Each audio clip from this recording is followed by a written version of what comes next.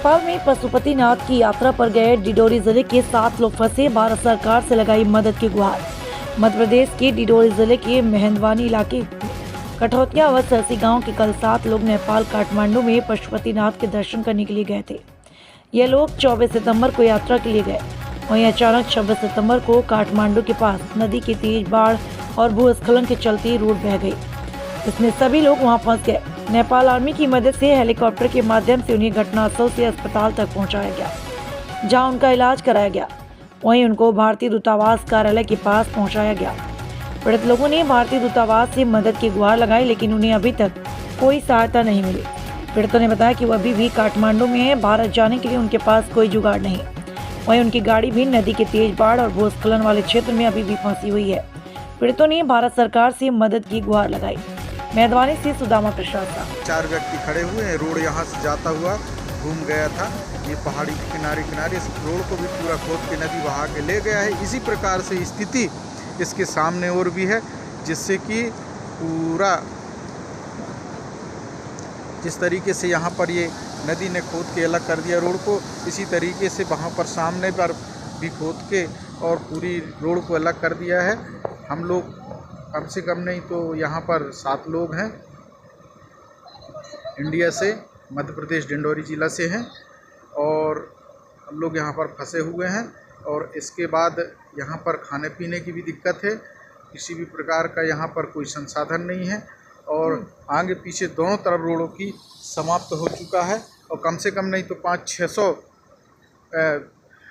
बड़ी छोटी गाड़ियाँ मिला के यहाँ पर सब फंसी हुई हैं।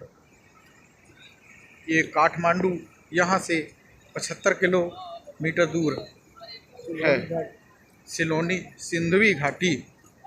हम लोग डिंडोरी जिला से थे, जिसमें हम 7 लोग नेपाल पशुपतिनाथ मंदिर के दर्शन करने आए थे।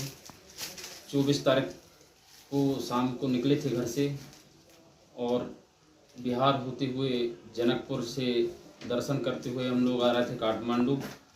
बीच रास्ते सिंधौली घाट जो मालठार करके एक पहाड़ी है, जहाँ पे भारी बारिश की वजह से लैंडस्लाइड हुआ, जिसमें हम सभी लोग फंस गए थे और भी लोग थे।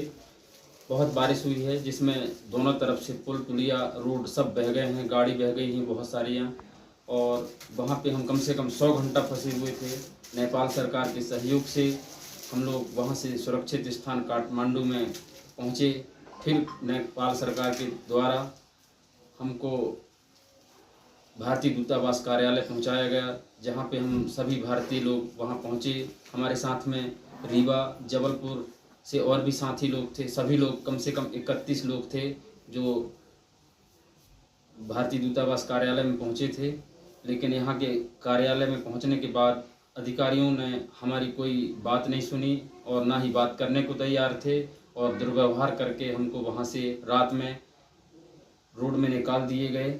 और वहाँ से जब हम कोई संसाधन समझ में नहीं आया, तो वहाँ से हम पैदल आके पर्सनल साधन से हम लोग यहाँ रुके हुए हैं। और हम चाहते हैं कि जिस तरह से सरकार, नेपाल सरकार ने हमारी सहयोग किया, उसी तरह से भारत की सरकार हमारा गुहार सुनते हुए हम लोगों को यहाँ से निकालने का कोई प्रयास करे, ताकि हम लोग अपने घर सुरक्षित पहुँच सकें। साथ ही हमारा जो गाड़ी है, पर्सनल गाड़ी, वो वहीं पे छूटा हुआ है, उसके लिए भी कोई प्रयास करे, ताकि वो गाड़ी सुरक्षित हमारे साथ, या फिर बाद में जैसे भी तरीके से वो सुरक्षित हमारे पास तक पहुँचे।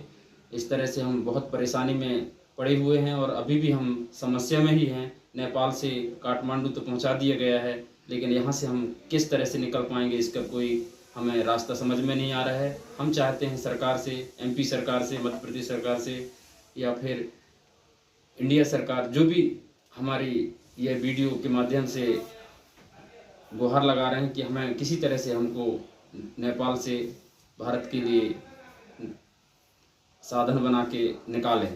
लोग डिंडोरी जिला से 7 लोग पशुपतिनाथ के दर्शन करने के लिए काठमांडू जा रहे थे, लेकिन अधिक वर्षा होने के कारण भूस्खलन और नदी के बहाव की वजह से हम लोग बुरी तरीके से फंस गए थे। लेकिन नेपाल सरकार की मदद से हम लोग अभी सुरक्षित स्थान काठमांडू में हैं। हम भारत सरकार से भी उम्मीद करते हैं कि हम लोगों को सुरक्षित हमारे घर तक पहुंचाने का कष्ट करें।